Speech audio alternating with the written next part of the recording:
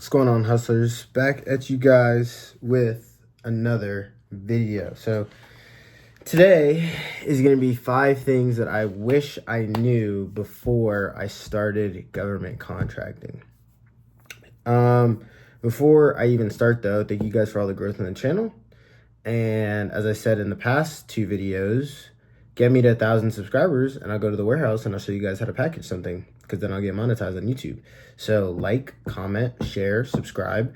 If you're watching this, then I know you got some friends that care about government contracting, so you should be sending this to them, so that way I can get monetized, so that way I can go and show you how to package at the warehouse, so that way you can save money. I make money, you save money. Help me out here. Let's work together. Let's get this cheese, fam.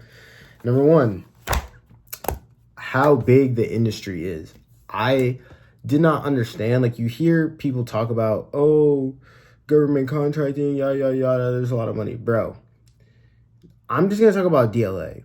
I'm not even going to talk about, like, like what we spend on, like, our defense spending as a whole, because there's the Army Corps of Engineers, and then there's the Navy, which has NICO, and then the Air Force, which has PROS, and then the Coast Guard, and then the Space Force. I'm not even going to talk about the military. I'm just going to talk about DLA.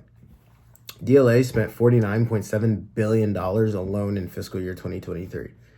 And then they spent, and that was in new contract obligations.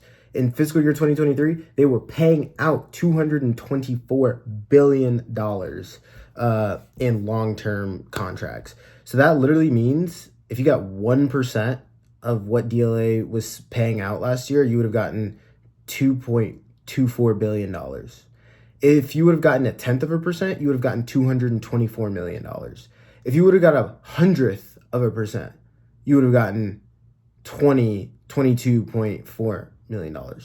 If you would have gotten 1,000%, you would have gotten $2.24 million. 1,000%, you would have gotten $2.24 million. I didn't understand how big the industry was and how, like, huge this freaking pie was. I would way rather get 1% of a $220 billion pie than get 10% of a $100 million pie. I'm so cool off taking a way smaller portion of a way bigger pie, because I get paid a shit ton more money. And then also the security of doing business with the government. Like, shout out Eric Coffey for this term. The U.S. government is an evergreen customer. An evergreen customer is somebody that will continue to buy all year round, no matter what. It doesn't matter what the industry is doing. This industry is recession proof. Literally, we started the company in 2020 in the middle of a recession, and they were spending money like crazy, bro. Shout out Uncle T. Shout out Trump. He had the trap jumping. Trump had the trap jumping, spending money. But the U.S. government's an evergreen customer. They will always buy. It doesn't matter if we're in a 2008 economic crisis. It doesn't matter if we're in a coronavirus. It doesn't matter if it's 9/11. Honestly, before 9/11, like before those dudes got caught with war dogs, bro, I wouldn't. Life was good for government contractors back then. Obviously, if you're watching this now, you probably weren't government contracting back then. But if I was born like 10 years earlier and I found out about this industry, I would have dropped out of high school and I'd be driving a Porsche right now. Just because it's so secure. Like, why do you think other people in the world invest in U.S. Treasury bonds? Like, other really, really rich people in Monaco park their money in the U.S. government. Like, that tells you all you need to know about the industry.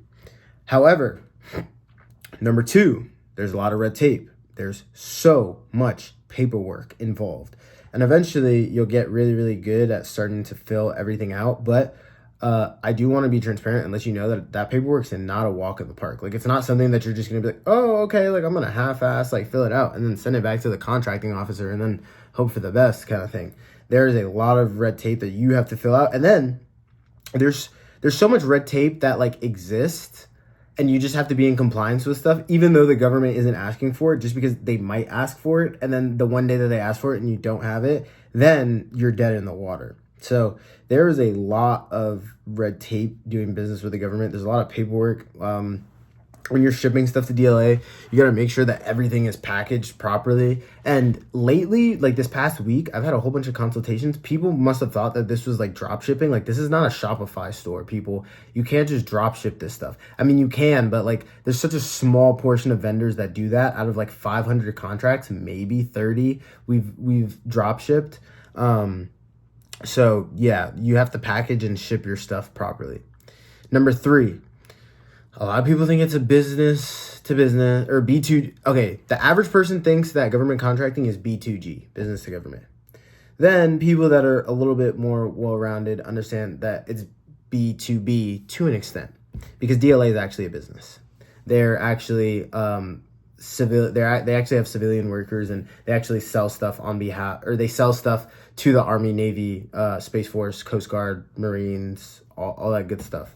And they're literally just a supply depot, and we stock their shelves, and then they sell stuff and make a profit. That's why when you look at procurement history on some of these softwares, you see the management price versus the procurement history. The management price is always higher than the procurement history. And then people come to me like, oh, well, I'm underneath the management price. That's why I feel like I should be winning. But if you really understood, you would know that whenever you bid on stuff around the management price, which is what DLA is selling it for, you're literally just eating their margin, which is why you're not winning.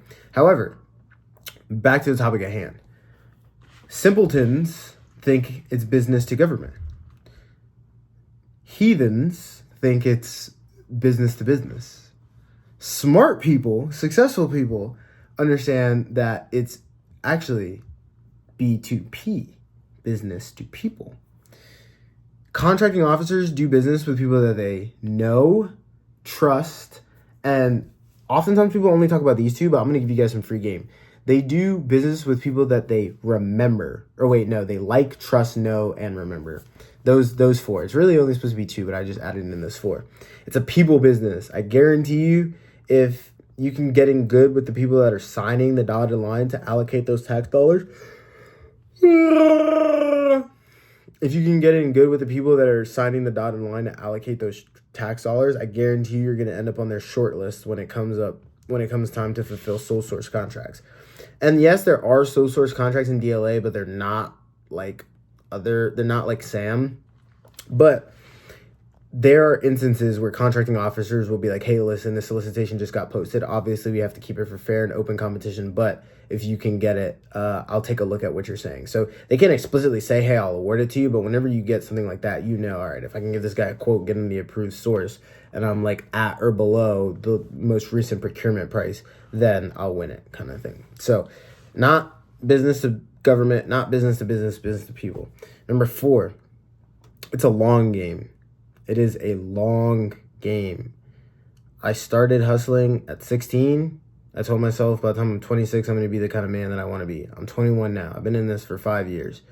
My father, before he started Two Lions Aerospace Government Division, he was doing it for 7 years. We're coming up on almost 4 years of Two Lions Aerospace. We didn't turn a profit until almost 3 years. Granted, we had a whole bunch of overhead and other stuff that the average startup doesn't have, but we knew that this was a long game. Everything that we're doing is with an exit in mind. Or I don't know, my parents are exiting, but the goal is for me to go in there and take over. But with at least my company, like my government contracting consulting firm, I'm doing this with an exit. I'm selling this thing for $10 million, and I'm telling myself I'm going to do it in like 8 to 12 years. It is a long game.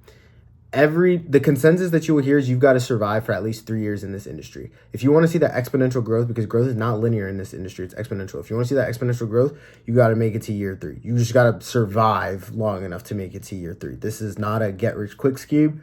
This is not a get rich quick scheme. This is if you can stand in the pocket and take those hits long enough, then people are going to start to take notice, and then they're going to be like, all right, well, this guy's trustworthy. This guy knows what he's doing, kind of thing. I said the size, I said the red tape, I said people business, I said the long game. What is one more thing that I wish I knew before? Oh, you have to document everything. I know this kind of falls into red tape, but you literally have to document everything. Like emails have to be saved, like quotes, invoices, purchase orders. When you get a quote over the phone, you got to email and you got to be like, hey, per our phone conversation, can I get this in writing? You literally have to document everything. Oh, another thing, DCMA, they're the boogeyman of DLA. And if any of you guys watching this work for DCMA, I'm sorry, please don't pull up on me, but DCMA, they're like the FAA. They're like, we're not happy until you're unhappy. So just understand that DCMA is a separate entity from DLA. They can just pull up and do whatever it is that they would like. If they want to conduct an inspection, they can do that. They can show up unannounced. So just understand that DCMA, they be out there. They're the people that conduct the audits. So just understand that this is not the wild, wild west. It's not cowboy land. There's sheriffs that patrol these streets. So those are the 5 things that I wish I knew before I started government contracting. As always, I'm rooting for you from afar. And not only do I wish success upon you, but I know that your success is inevitable. Like, comment, subscribe.